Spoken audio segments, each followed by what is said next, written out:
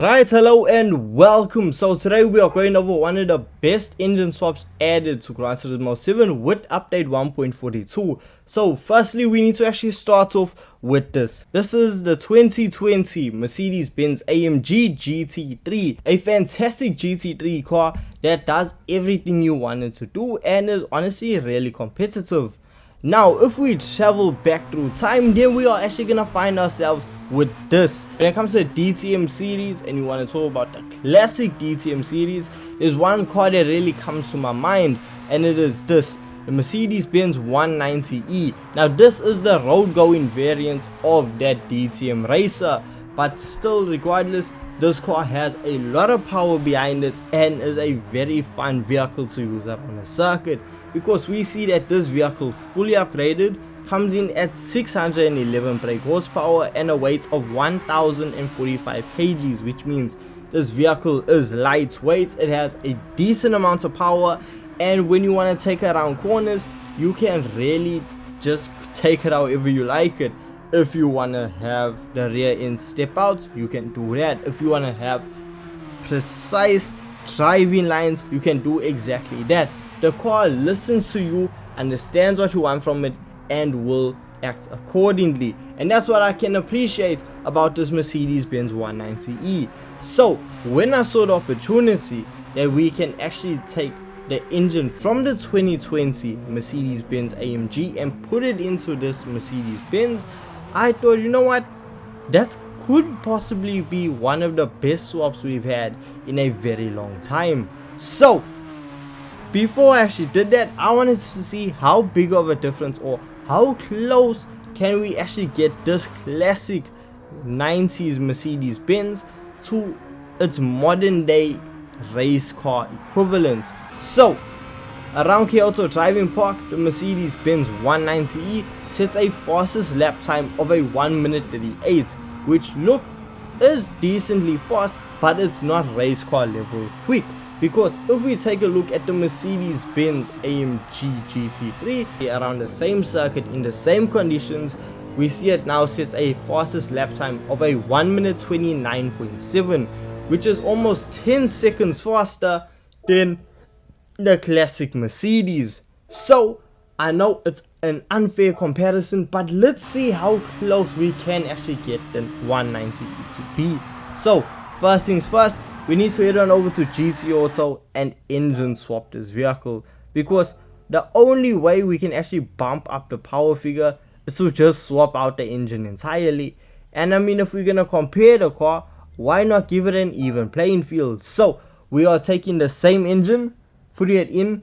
I mean, the engine 2 only costs 340,000 credits, which isn't really that bank breaking considering the fact that we see engine swaps that are well over 2 million credits. So 340,000 credits, I will not complain. So once we do that and we start adding extra bits of aero to the vehicle, because we need as much downforce as possible. So what I did in fact was I added a wide body kit to give us a wider track width, just a bit more grip. Then we're just gonna go in and add more aero bits to it to give us as much downforce as possible, because with group 3 cars, you know, they have a lot, and when I say a lot, I mean a lot of downforce.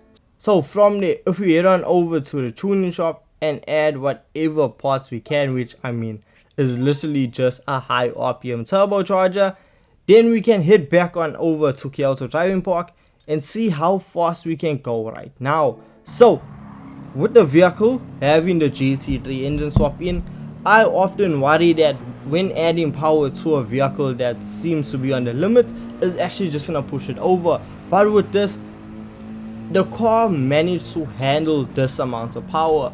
It wasn't too sketchy to drive, it was easy to just control and just enjoy the experience with the vehicle, while simultaneously setting fast lap times, because now with the vehicle producing 789 brake horsepower and coming in at a weight of 1130 kgs, we see that setting a fastest lap time of a 1 minute 32.2.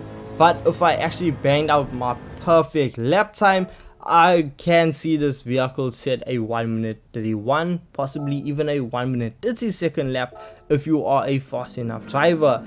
And as you can see, that is extremely close to the AMG GT3's lap time of a 1 minute 29.7. So look, we're not exactly there, we are not faster than the GT3 car, but we didn't expect it.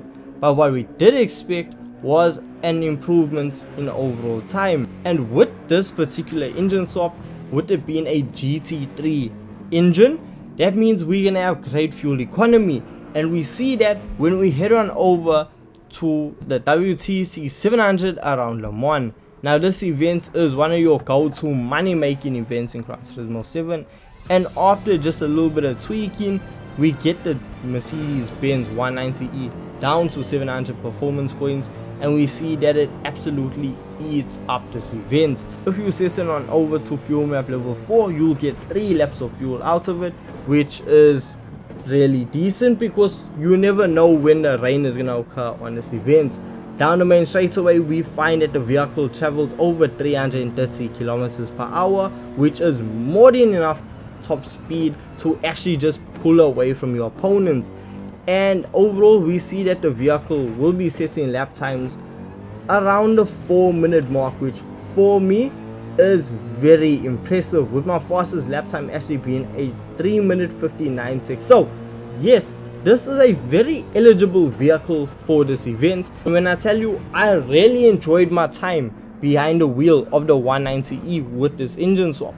So when it comes to having a good engine swap, you need decent power. The car needs to be able to handle said power, and if it also has good fuel consumption, it's just gonna shoot up higher on my list, and that is exactly what the 190 did.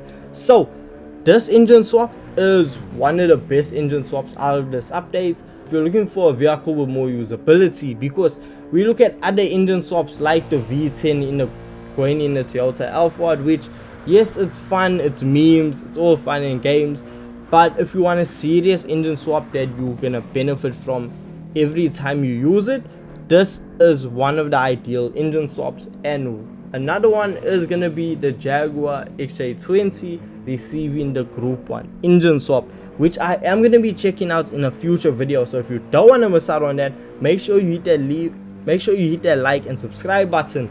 And with all this being said, I want to hear your thoughts on the 190E with this engine swap. Are you happy about it? Were you expecting something a little bit different? I don't know. Let me hear your thoughts in the comment section down below, and I will catch you guys in the next Gran Turismo 7 video. Peace.